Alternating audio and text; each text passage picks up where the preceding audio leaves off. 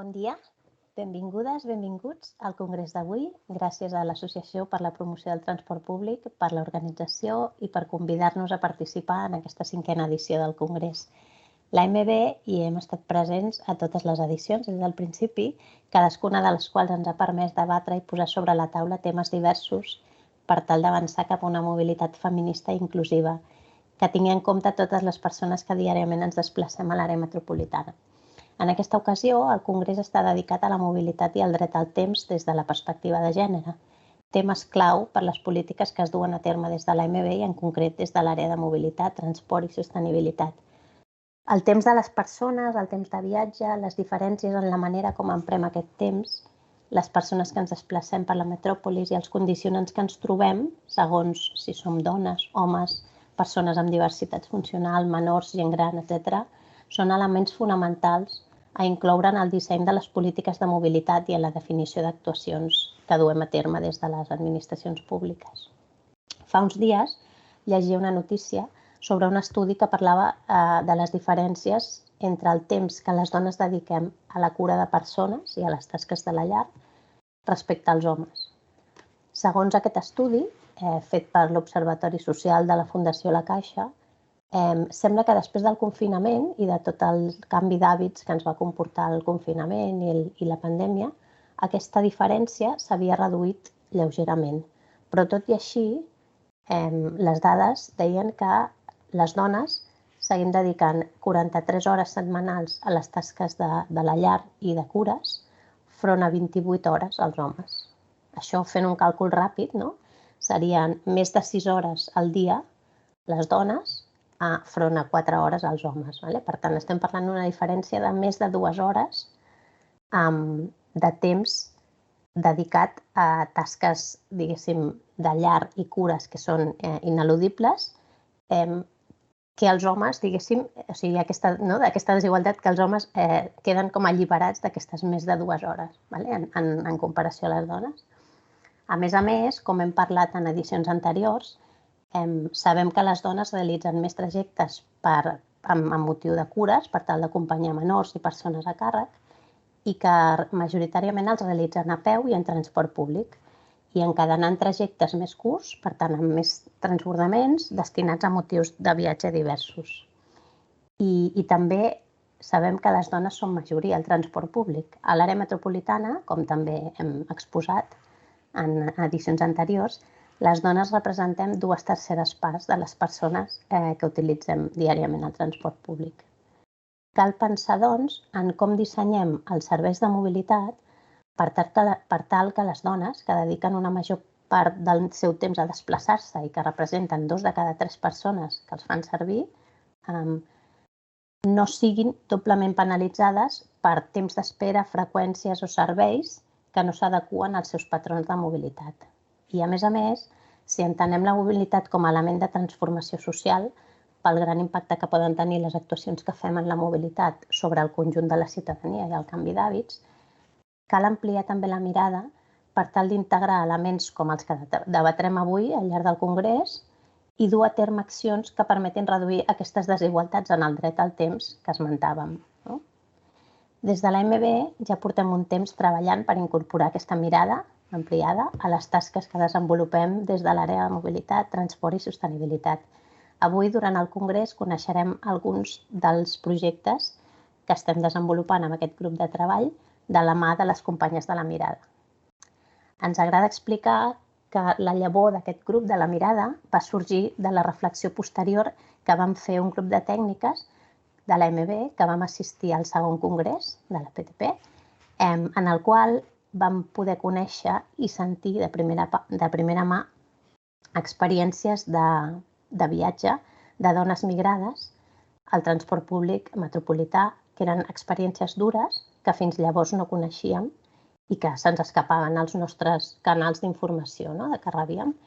I aleshores ens van impactar i ens van impulsar a millorar la feina que fem cadascuna de nosaltres des de l'àrea de mobilitat i des de cadascun dels nostres espais de treball i a impulsar aquesta mirada transversal al conjunt de la Direcció de Mobilitat, Transport i Sostenibilitat. Per tant, ja per acabar, gràcies novament al Congrés i a la PTP per ser aquesta llavor per posar aquests temes a l'agenda i per crear un espai on compartir i debatre conceptes com els que avui debatrem, que de ben segur ens ajudaran a fer camí cap a una mobilitat feminista inclusiva que posi al servei de la ciutadania serveis que responguin a la diversitat d'usos del temps i que permetin reduir les desigualtats en el dret al temps. Moltes gràcies. La Tema de Barcelona felicita la PTP, Promoció del Transport Públic, per aquesta nova edició del Congrés El transport públic és cosa de dones. Per 5è any consecutiu ens convoqueu, aquest any a l'Hospitalet, per compartir una mirada feminista a la mobilitat en transport públic. Afortunadament, en el nostre sistema de transport públic, tant les administracions com els operadors de transport estem tots compromesos inequívocament en un servei per a totes i per tots. El dret al temps és el tema principal triat en aquesta ocasió. S'ha dit que aquest dret al temps és un dret de drets. Sense temps no es pot gaudir d'altres drets, com són la participació social i política, la cultura, la salut. I es tracta que aquest dret al temps sigui equitatiu. Cal reivindicar el dret al temps propi, temps per gaudir-ne individualment. És un fet que la recent pandèmia ha potenciat el teletreball i ha evidenciat la millora de qualitat de vida que suposa per moltes persones l'estalvi de temps emprat en el desplaçament al lloc de treball. Però la mobilitat és sobretot social i ha de ser en si mateix eficient en el bé més preuat i paradoxalment massa vegades poc valorat, que és el temps. Vivim en plena transició de la mobilitat i la seva digitalització, i aquesta ha de ser ara la nostra prioritat en quant al que implica en el temps que tothom hi esmerça en el seu dia a dia. La tecnologia digital ha alterat molts aspectes en les nostres vides, però com està afectant la igualtat de gènere i la gestió del temps? La digitalització ha transformat el caràcter del mercat laboral, dels estudis, ha canviat la manera d'interactuar amb les nostres amistats, amb les necessitats familiars, ha determinat la participació política, està afectant el futur de l'ocupació i de l'accés al lleure i, a més, porta en si el risc de la ciberviolència. Tot l'anterior comporta nous reptes que cal abordar de la forma més conscient, de la forma més destra, d'extrem a extrem, des de les administracions, els operadors de transport, totes les organitzacions associatives i el servei que s'ofereix a la ciutadania. Perquè posa al descobert l'oportunitat i la responsabilitat per abordar les desigualtats de gènere que afecten directament a les dones en el seu dia a dia, des de les diferents realitats i des del temps que es passa en cadascun dels desplaçaments. El moment és ara. Per què és ara quan la nova mobilitat com un servei està entrant com una revolució del transport públic per complementar-lo, per arribar on aquest no pot arribar amb l'agilitat deguda? La mobilitat com un servei estarà dissenyada per actuar de palanca per a l'abandó definitiu de l'ús del vehicle propi. El marc del disseny és el model de ciutat i territori sostenible i vivible que tots desitgem. Estarà dissenyada per ser una mobilitat disponible i d'acord amb les necessitats més personals de cadascú i on aquí, les dones, tenim el pes més rellevant segons totes les enquestes i anàlisis de demanda. La pregunta que en les nostres decisions de desplaçament ens farem és: quin és l'ús més valuós del meu temps en aquests moments en termes de mobilitat? Totes les innovacions tecnològiques i organitzatives que ens esperen en termes de digitalització de la mobilitat o mobilitat com un servei han d'estar alineades a un disseny que més que mai ha de ser participat i liderat per la realitat de les dones i en general tota la societat de forma inclusiva. El dret a la mobilitat i a la gestió eficient del temps en el transport n'han de ser els eixos. Totes sabem que cada cop més les propostes de transport són el resultat d'aplicacions de cercadors i planificadors. Siguem conscients que aquestes aplicacions, i moltes altres, no deixen de ser el resultat de complexos algoritmes que es basen en intel·ligència artificial. Això en si mateix no ho hem de veure com un problema ni com una amenaça, tot el contrari, però només és quan aquesta intel·ligència està destinada al bé comú. Els participants en l'ecosistema de transport i mobilitat estem empesos a controlar aquesta transparència, amb què les tecnologies ens brindaran les noves formes de transport públic i mobilitat sostenible.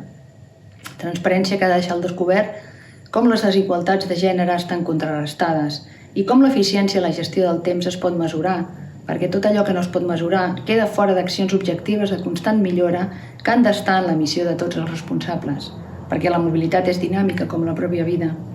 Ja ho deia el famós escriptor Mark Twain quan ens deia: per canviar la teva vida necessites canviar les teves prioritats. La nostra prioritat ara és la nova mobilitat digital i com les dones ens empoderem per dissenyar-la, controlant la tecnologia que hi queda amagada a fi que sigui justa, sense biaixos, inclusiva i, sobretot, eficient en el nostre dret al temps. Desitjo el millor dels èxits en aquesta nova edició del Congrés El transport públic és cosa de dones. Moltes gràcies. Bé, voldria que les meves primeres paraules fossin de felicitats a l'Associació per la Promoció del Transport Públic, a la PTP, per aquestes 5 edicions ja del Congrés del Transport és cosa de dones. Crec que és fonamental que existeixi un espai on els debats sobre la transició en el model de mobilitat tinguin aquesta capacitat d'incorporar i d'integrar la perspectiva de gènere i, per tant, el feminisme. Estem convençuts que sense perspectiva de gènere, sense la integració del feminisme, és impossible que hi hagi una transició justa en els models i en el paradigma de la mobilitat. Més enllà d'això, aquest congrés ha estat un èxit en les seves 5 edicions i creiem que un bon indicador d'aquest èxit és que creix la xarxa de persones i d'entitats que hi col·laboren, tant des del punt de vista del suport que fa possible la realització del Congrés com la participació activa en les seves jornades amb els seus debats. Des de l'Institut d'Estudis Regionals i Metropolitans de Barcelona, l'IRMB, hem anat donant suport de manera molt convençuda i amb molta il·lusió en aquest congrés. Primer perquè hi veiem del tot necessari que aquest espai existeixi i després perquè pensem que podem fer aportacions que són rellevants. En l'IRMB hem tingut sempre la mobilitat en la nostra agenda de recerca. Una mobilitat metropolitana que ha estat durant molts anys el fruit, el resultat de determinades polítiques públiques de mobilitat en les que nosaltres també hi hem participat i hem estat coprotagonistes en la seva elaboració. Però tenim també molt clar que el model de mobilitat no és només el resultat de les seves polítiques públiques, és el resultat d'un determinat model social, d'unes desigualtats socials, d'unes segregacions urbanes, d'uns problemes en l'accés a l'habitatge, d'un model econòmic i productiu, d'un model des del punt de vista de l'enfortiment o no de les comunitats i dels vincles, i també de les polítiques públiques que hi ha al darrere de tot això. En la mesura que l'IRMB és un espai de producció de coneixement metropolità de caràcter pluridisciplinar, que per tant coneixem aquestes dinàmiques metropolitanes de caràcter social, econòmic, ecològic i que també hi participem en les polítiques públiques que les van configurant, ens sembla que de manera modesta, humil, però que podem fer una aportació rellevant. I a més estem convençuts en la necessitat de canvi de paradigma en la mobilitat, de tal manera que la mobilitat sigui més justa, més sostenible, més saludable, més feminista i que, per tant, també pugui fer una aportació a que l'àrea metropolitana sigui menys desigual, sigui menys desagregada, sigui més forta des del punt de vista comunitari, sigui més ecològica, tingui un model productiu més just. En tot aquest model, en tot aquest convenciment de canvi de paradigma, jo voldria destacar que hi ha un instrument que és fonamental, que és l'enquesta de mobilitat en dia feiner, la MEF. Aquesta enquesta en la que l'IRMB porta participant 2 dècades i que, per tant, ha significat un cúmul de coneixement absolutament imprescindible i referencial. La MEF ens dona les pautes de la mobilitat quotidiana, de tots els seus determinants i de totes les seves implicacions, també en clau de gènere. Aquestes pautes de mobilitat diferenciades per homes i dones que de vegades impliquen desigualtat i que de vegades situen a les dones en la punta de llança de la transició cap a una mobilitat més justa i més saludable. I a més la MEF ens permet també una lectura interseccional, com la variable de gènere té connexions també amb variables d'origen, d'edat, de territori, etc. Per tant, el coneixement, la capacitat d'analitzar, d'explotar els resultats de la MEF, ens sembla que fa una aportació molt sòlida que fonamenta molt bé la necessitat d'aquest canvi de paradigma. Finalment, voldria dir també que ens sembla molt encertat que el Congrés d'aquest any intenti connectar la mobilitat amb els usos socials del temps i amb les polítiques de temps. Compartim també la necessitat que hi hagi una veritable revolució en els usos socials del temps, de tal manera que siguin més sostenibles, que siguin menys androcèntrics, que reconeguin més l'aportació a la quotidianitat de les dones i, per tant, de les dones i dels homes en condicions d'igualtat. i si han d'existir aquestes noves polítiques d'usos socials del temps, el temps de la mobilitat, el temps dels desplaçaments, ha de formar part d'aquest debat i, a més, amb un grau de centralitat enormement important en la mesura que la mobilitat i els desplaçaments formen part de la nostra vida quotidiana. Per tant, estem convençuts que aquest congrés farà una aportació molt rellevant en aquesta connexió entre mobilitat, gènere i usos socials del temps. Estem convençuts, a més, que els debats seran d'una enorme qualitat i que la xarxa de persones i entitats col·laboradores faran aportacions enormement rellevants. I aquí serem, com sempre, però també amb un compromís, amb unes ganes i amb una il·lusió enfortida des de l'IRMB per poder aportar en aquest debat que plantegeu. Moltes gràcies per tot.